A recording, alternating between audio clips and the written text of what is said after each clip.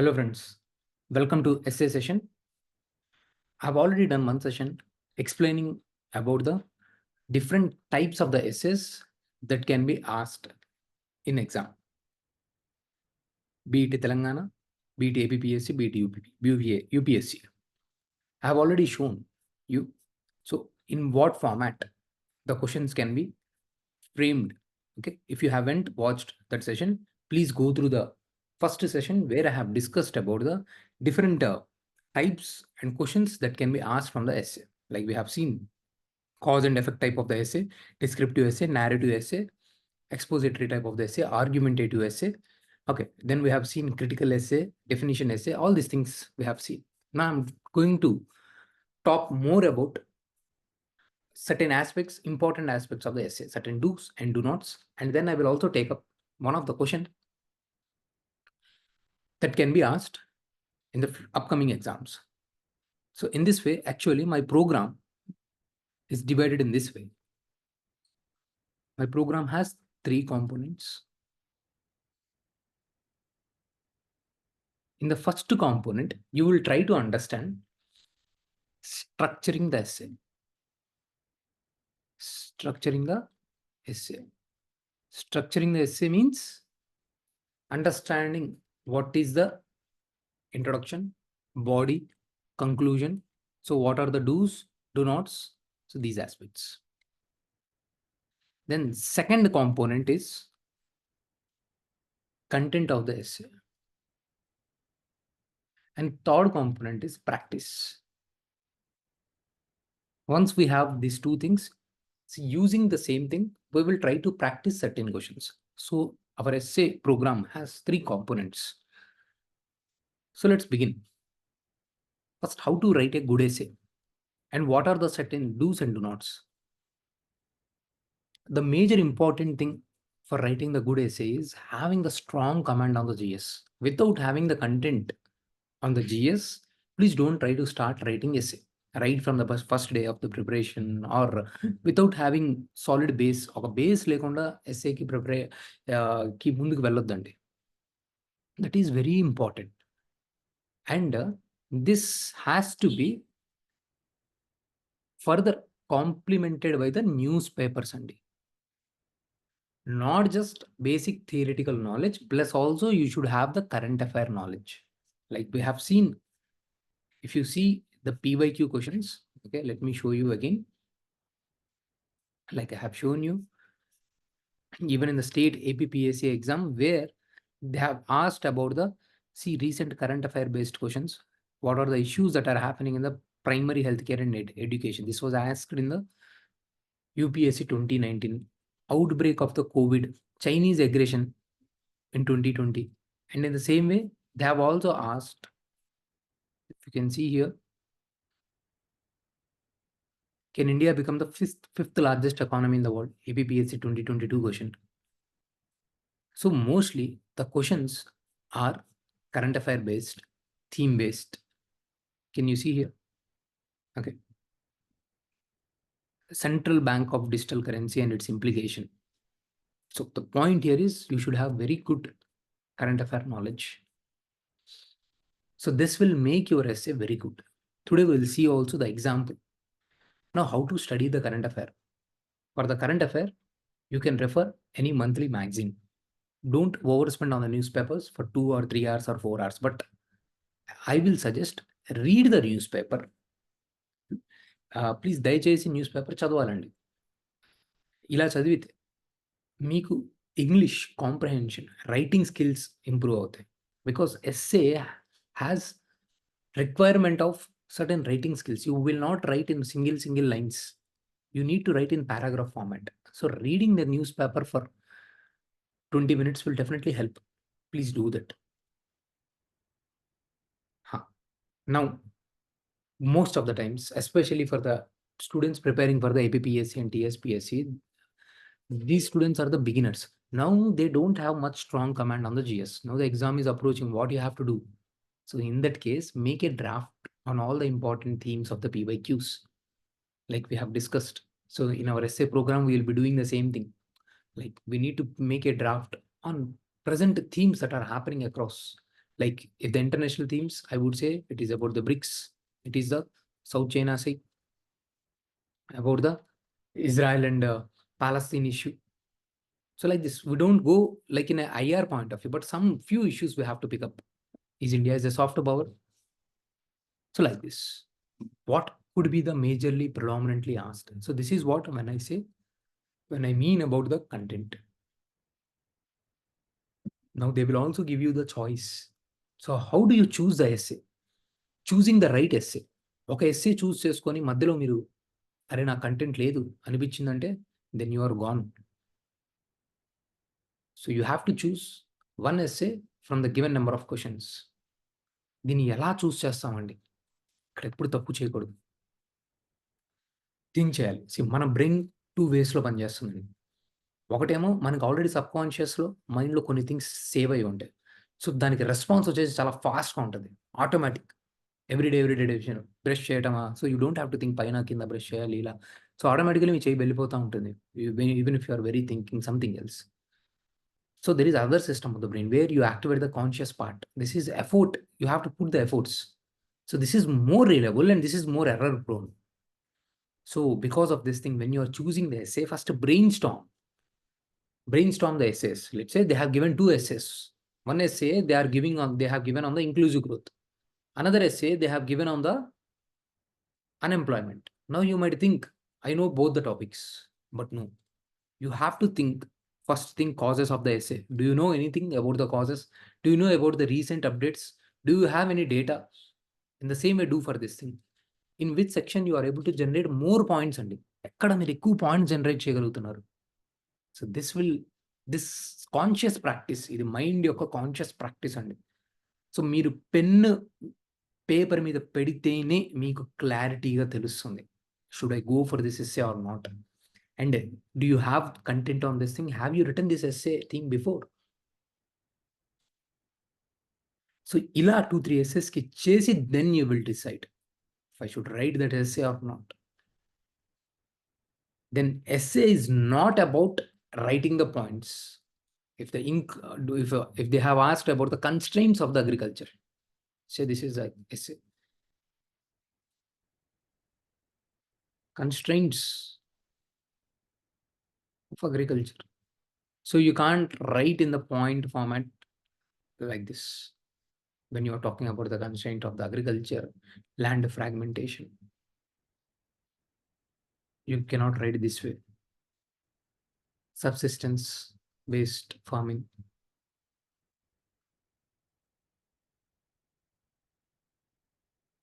rain fed farming. Now this is, you will write in the GS answers. In the essay, this should form the one paragraph. This should form the one paragraph. This should form the one paragraph. And it's not always political, economical. If the question is being asked constraint of the agriculture, problems ఏంటి agriculture అని అడుగుతున్నాడు. Political problems, economical problems, social problems రాసి మీ essay తప్పు అవుతుంది. అది ప్రతి చోట apply కాదు. Depending upon the nature of the question, you have to pick up the content. And essay is not always examples అండి. what do I mean by saying this? What does it mean?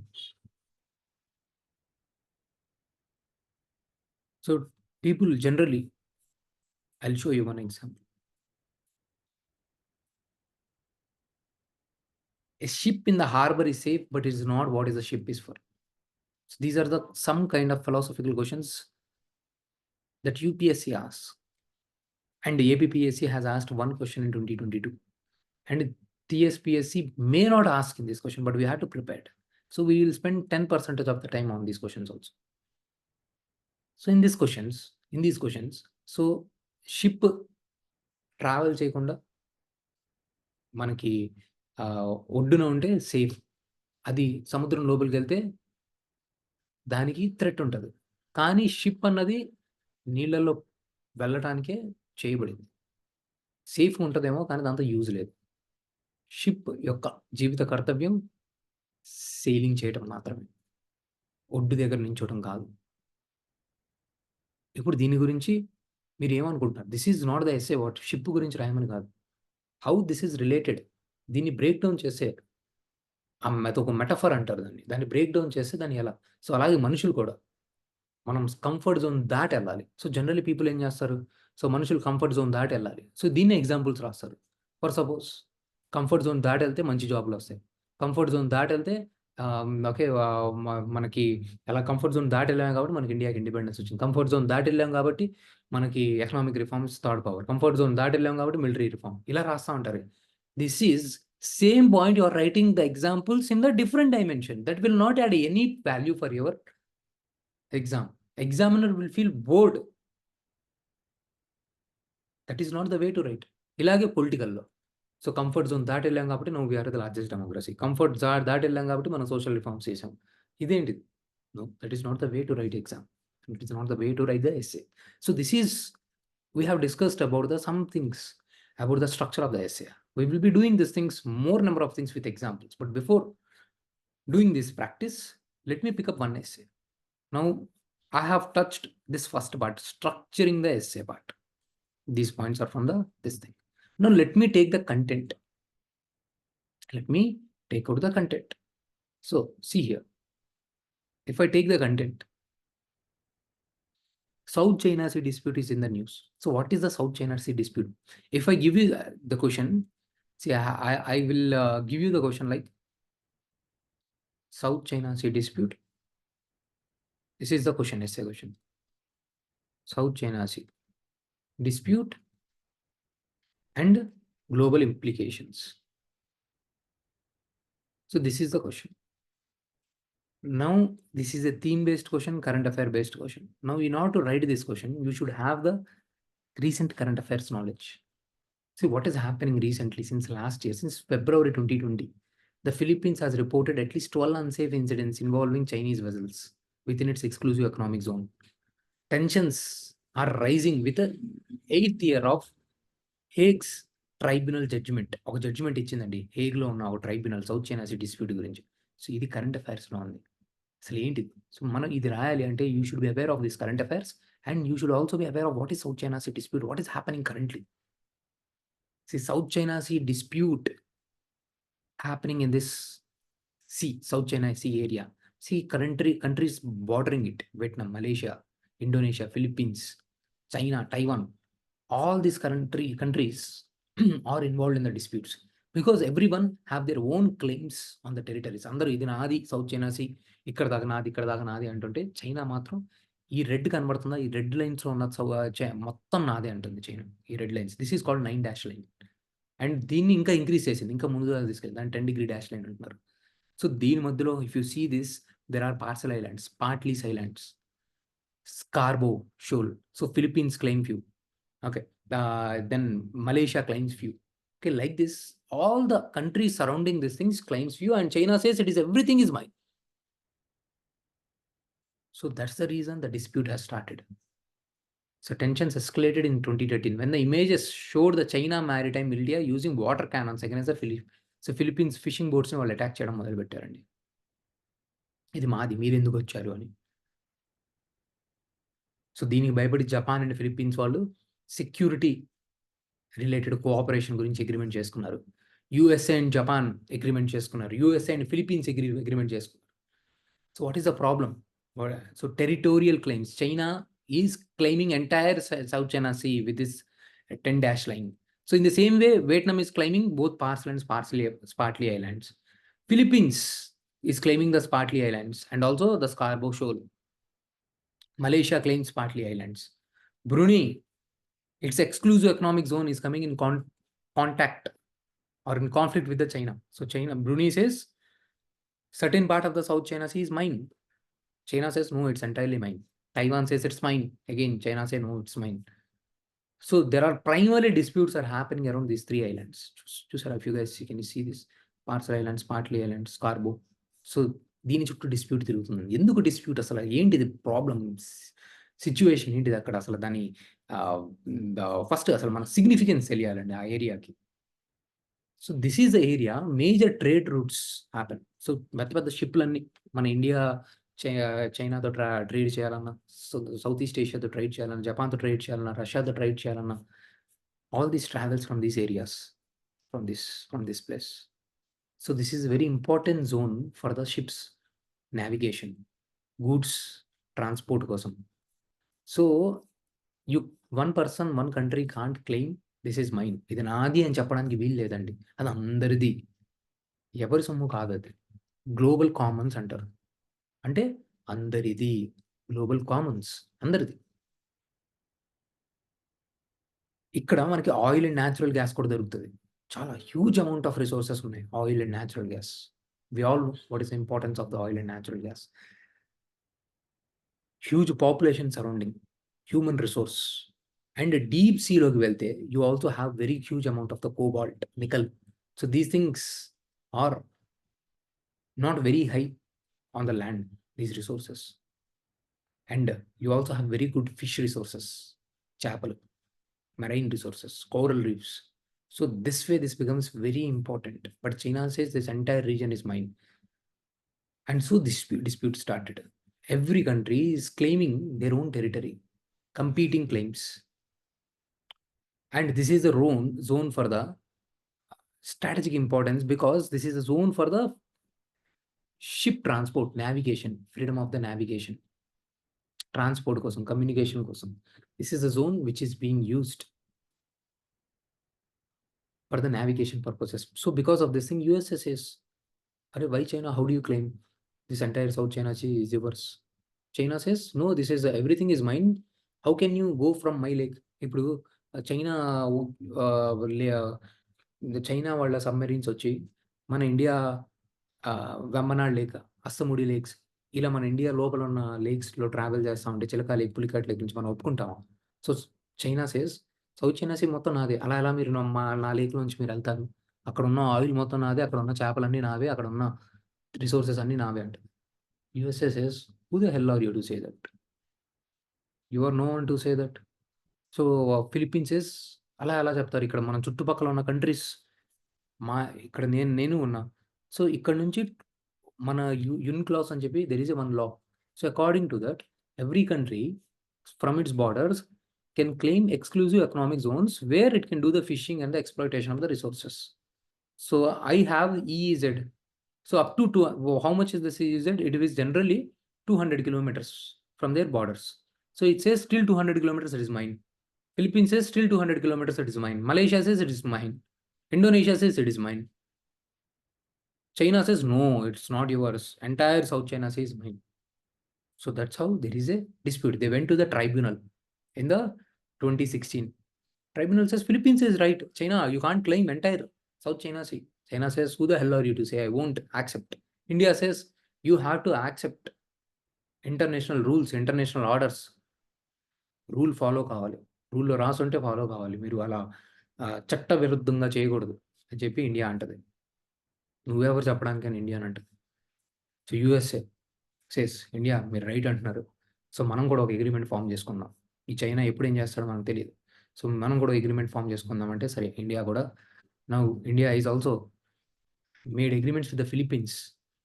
March 2024, India says, okay, there should be freedom of the navigation. Philippines has a right in the South China Sea. Okay, so China is also worried India can become a troublemaker. So it is also part of India's look east policy to play the role in the South China Sea. Now India is also forming various arrangements like AUKUS, news లో వినుంటారు, quad news లో వినుంటారు, Indo Pacific economic frameworks. అక్కడ ఉన్న ఈ countries economic frameworks, economic partnerships చేసుకుంటున్నారు వాళ్ళు. Military and security arrangement జరుగుతున్నాయి. సో ఒకవైపు దెర్ ఈజ్ ఏ డిస్ప్యూట్, ఇంకోవైపు all these things are going on.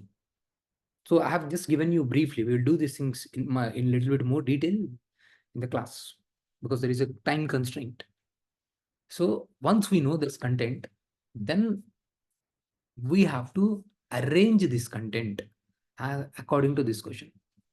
So we have to write South China Sea dispute and the global implications in 800 words. Now the introduction should be at least 100 to 150 words. Conclusion should be around 100 to 150 words. So here itself you have lost 250 words around. So remaining you have around 500 to 600 words or 550 words. So within the 500 and 600 words, you have to keep 300 words for the disputes and 300 words for the implications and remaining words for the conclusion, right? So how to do this thing, we will discuss in the essay module, essay program, what mistakes we should not do, how to bring the flow, how to bring the content, how to bring the structure. So like this, we will try to discuss the themes and then we'll practice them. This is what the demand of the or the style of the program is. So thank you. In the next session, I will also take a little bit more details about the essay, what not to do in the essay. Okay, this will be discussed. Thank you. Hope you liked the session. Bye bye. Take care. Happy studying.